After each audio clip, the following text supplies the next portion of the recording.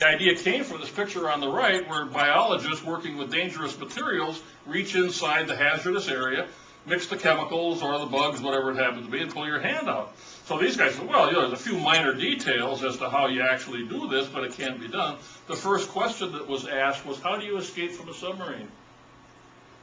How do you escape from a submarine? Well, you better have two valves and some space in between, and you better open the top valve and then crawl into the space and then close the top valve or your friends are going to get real upset with you. Then you open the lower valve and you swim out and you escape. It took $50 million in 5 years to make that happen, but that's in fact how we solved the problem, and the benefits are measured in billions of dollars from coming up with that solution. Wacko, crazy, unconstrained, ridiculous, risky, and perfect. So, we have one of our professors, I think, said it best: life is not a homework problem. You think about the way we educate engineers and scientists, work problems 3, 5, and 7 at the end of the chapter. And it says, okay, this is an equation where this is Newton's law, F equals ma, F equals so much, okay, I got it, the acceleration is 10 feet per second. Ridiculous. The electrical engineer, E equals IR, okay, I got volts and amps and watts, ridiculous. Physical chemist, PV equals nRT. If you are going to be creative and innovative, you throw away all that stuff, or you use it as a basis for the problem, a starting point, and then you say, how do I get around these particular constraints? And that's what we're trying to show these folks. In some classes that we teach, we give them some basic business principles. We teach them brainstorming. We go through a lot of duct tape and a lot of toilet paper rolls.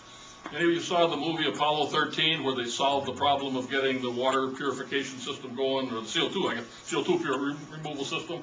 They got some toilet paper rolls and some tape, and they figured it out, and they told the astronauts to do this kind of stuff. We teach them about customers. To an engineer, a customer, what's that? There's nothing in my thermal class about customers. There's nothing in my strength of materials class about customers. The team dynamics Tom's already talked about, extremely important. We teach them to do some business plans. But the main point here is these are all problems for which there's no answer key. When you give a student these kind of problems, you have no idea what they're going to come back with. And so you can't simply say, oh, wait a minute, the answer was this, and you're wrong. They come back with an answer that they can justify. It's not a bad answer. We actually teach another class. It's a wild and crazy class. I have a lawyer, a research chemical engineer, a business school professor, and myself, and we teach master's students entrepreneurship and intellectual property, and we make them put a business plan together. It's amazing, some of the initial business plans. We had one of them was going to make a barrel a day of diesel fuel out of some weed someplace. They were going to sell it at Gucci prices and pay themselves $80,000 a year apiece. I said, that's kind of hard to do on $50 a day worth of products, you guys. They said, yeah, but it's going to be really good diesel fuel. Not.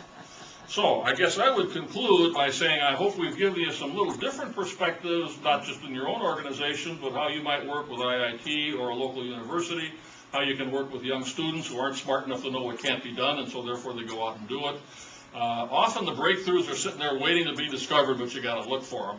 And all of the rules, the reason I recommend the book Sway is it gives you a real simple understanding of how all of our life experiences causes us not to take advantage of those kinds of things, but in fact to say we already know the answer, and so why would I think about talking to you or you or you? Why would I talk about bringing in somebody who's an expert in this other space? So we've got a couple of minutes.